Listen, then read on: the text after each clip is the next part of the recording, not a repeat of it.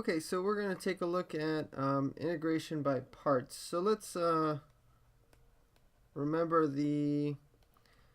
back in the day, the product rule. So I'm going to write a condensed form of the product rule. Let's say you have two functions, u of x and v of x, and I'm just going to write them as u and v.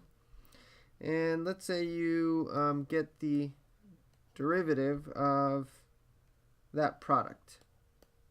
And so this is equal to the derivative of the first times the second plus the first times the derivative of the second. Okay, now let's say that you get the integral of both sides. So by the laws of integration, you have this, and so notice that this right here, this is just the integral of the derivative. So on the left side, you're simply left with u times v, and then you have equals to these. I'm just going to rewrite them. Integral of u prime v plus the integral of u v prime. Okay.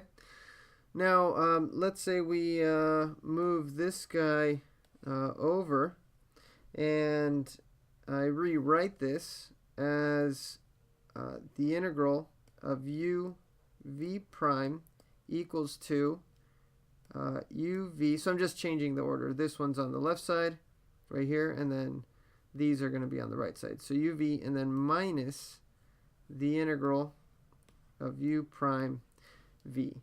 This right here is the formula for integration by parts.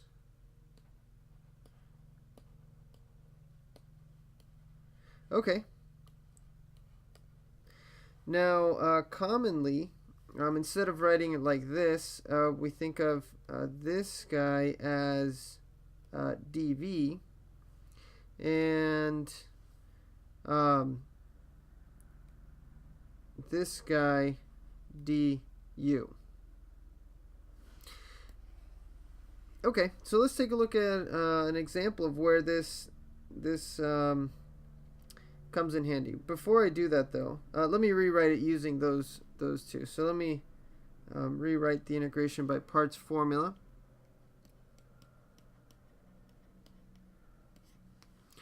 So I've got the integral of u dv is equal to, so here I replaced v prime with dv.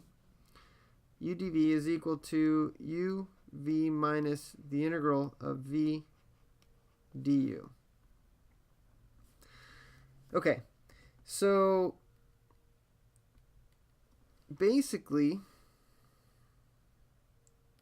let's say we've got, for example, I want to find the integral of x times e to the x.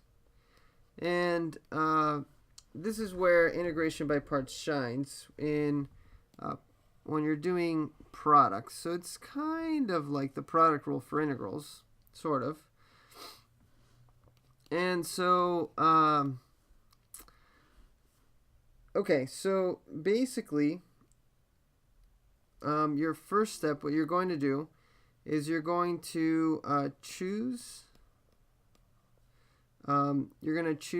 u, and you're going to choose dv. And these two, u and dv put together, have to make up your integral that you're looking for. Okay, so here's some hints for your choices. And with practice, you'll see why that's so. But what you want to do is you want to pick u so that when you get the derivative of it, so that du is simpler. Now, this isn't always the case. but in 90% of the cases when you're using integration by parts, this is going to be what you're going to want to do. Okay, so that's the first thing. And then the second hint is that make sure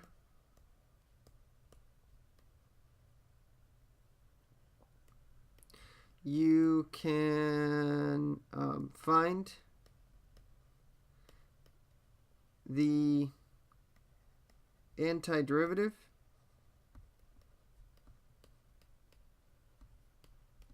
of dv.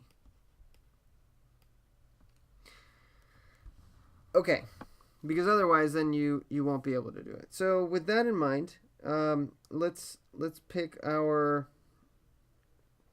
u and e to the x. So I'm going to pick my u to equal to x, because I know that when I get the derivative of x, it turns into 1, which is simpler. And then I'm going to let dv equal to e to the x dx. And the dx always goes with the dv, of course. Okay, so this is what I chose. I chose this to be my dv and this to be my u. And so then my second step, of course, is to use the formula. Okay, so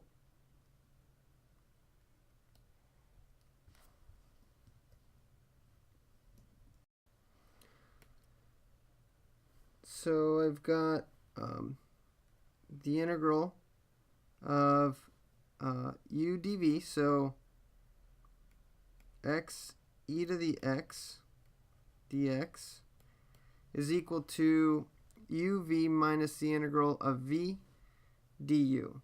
Okay, so before I do that, I need to find my v and du.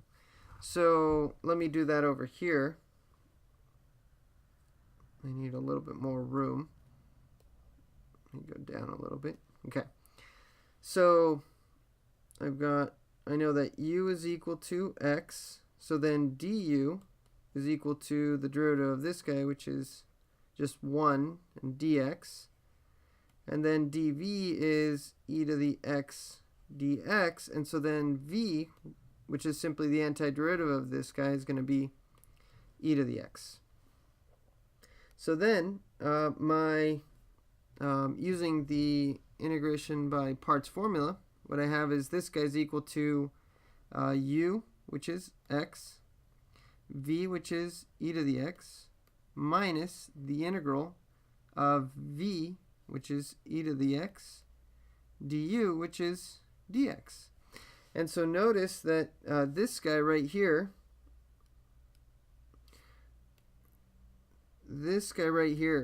is an antiderivative that I can evaluate. That's just e to the x. And so then in the end, my answer is x e to the x minus e to the x plus some constant c. And that's it.